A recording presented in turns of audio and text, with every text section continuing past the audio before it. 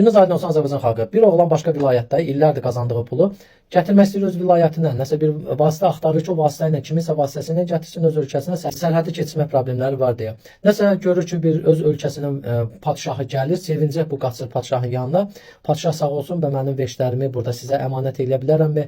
Sizdən gəlib götürərəm öz vilayətimizə gələndə və mən buradan keçirdə bilmirəm. Padşah da karvanına yığır onun o əmanətlərini, qırını, qızılını, nəsə gətirir öz vilayətinə. Bir neçə gündən sonra, həftədən sonra oğlan qayıdır, gəlir öz vilayətinə. Gəlir və padşahın hüzuruna ki, padşahdan onları təhvil alsın. İllərdir yığdığı qırı qızılı.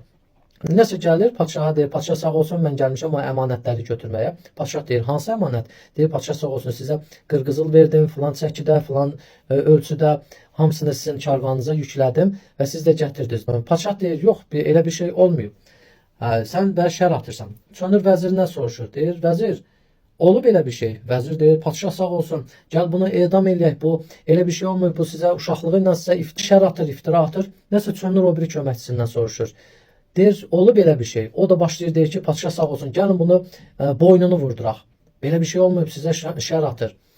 Nəsə deyir ki, bala, bax, görürsən, bax, həmin bu vəzirlər yanımdaydı. Həmin mənim bu köməkçilərin böyrümdəki hamısı yanımdaydı. Onlar da gördü ki, sən onu gətirdin bizim karvana yıxdın. Sadəcə onlar mənə xoş gəlsin deyə sənə şər atıb sənin edam olmağını istəyirlər. Yəni sən indi gördün mən kimlərlə işləyirəm? Təzən padşah tapşırıq verir, bunun bütün o qırını, qızılını oğlanı yola salır. Yəni oğlana demək istəyir ki, bax gör mən kimlərlə işləyirəm.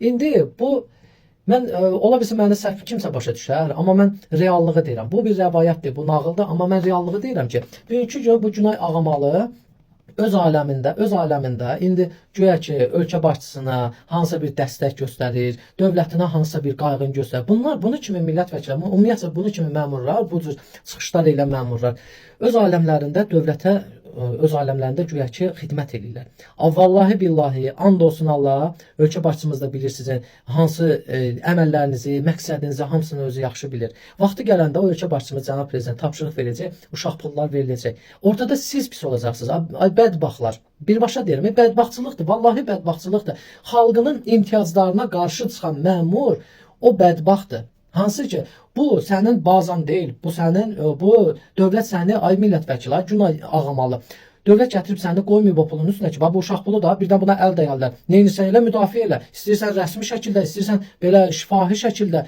amma onu müdafiə elə. Günay Ağamalı, baxdım sizin səhifənizə, girdim, baxdım, ancaq cənab prezidentin çıxışlarını paylaşmışsınız. Bəli, bizim hamımızın borcudur cənab prezidentimizi dəyərləndirmək. Yaxşı, sizin öz hansı əməlləriniz var, bax orada. Girdim, baxdım, bir dənə sizə bir detal görmədim ki, dövlətinizə xidmət eləyəsiniz. Yaxşı, xalqa xidmət eləmirsiniz, xalqa qarşı çıxmısınız. Dövlətinizə nə varsa xidmət elədiyinizi, mən görmədim orada hansısa bir qazi haqqında bir videonu, mən görmədim orada hansısa bir kasıb ailə, bir millət vəkili kimi dəstlərinizi.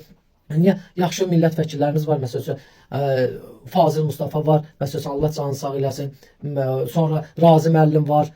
Yəni bunları ən azından biz tanıyırıq da. Bir də mənə çatmır ki, bu bəzi məmurlar və bəzi millət vəkilləri, bunlar elə o sosial şəbəkədə anidən tanınmaq istəyir. Görür ki, bunun heç harda yeri yoxdur, bu tanına bilmir da. Görüm nə cür bir çıxış eləyim ki, mən tanınım.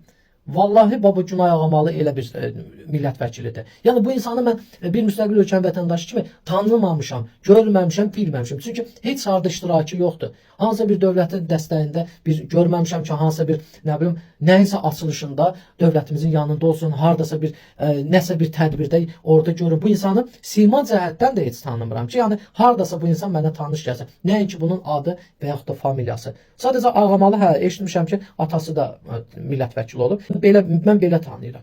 Başqa heç cür mən bu insanı bir millət vəkili kimi hansısa bir rolunu görmədim. Və buradan da səslənirəm.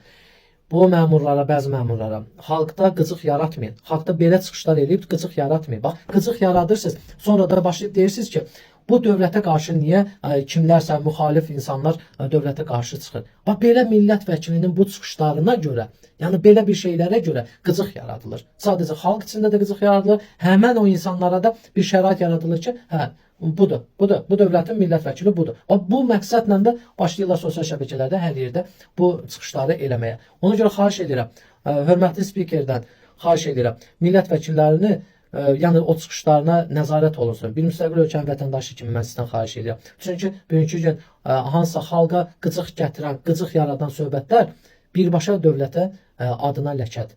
Yəni hansısa bir dövlət məmuru çıxıb o çıxışları edirsə, birbaşa dövlətin adına ləkədir. Mən də bir xalqını, dövlətini sevən vətəndaş kimi mən sizdən xahiş edirəm. Burada hamı bilir ki, hamı ortaya söhbəti atacaq ki, millət vəkilinin rəsmi qaydada da dövlət çıxışı, yəni ki, göstərib 15.000 hardasa civarında, yəni maaşıdır. Yəni bu hamı da qıcıq yaradacaq ki, millət vəkili sən 15.000 maaş alırsan, cəmaatda qıcıq yaradırsan, 500 manat maaş alan kişilərə ilişirsən. Hansı ki, o kişilər 500 manata necə yəni saxlasın, necə tənbəllik eləsin, necə işləməsin. Məsələ budur.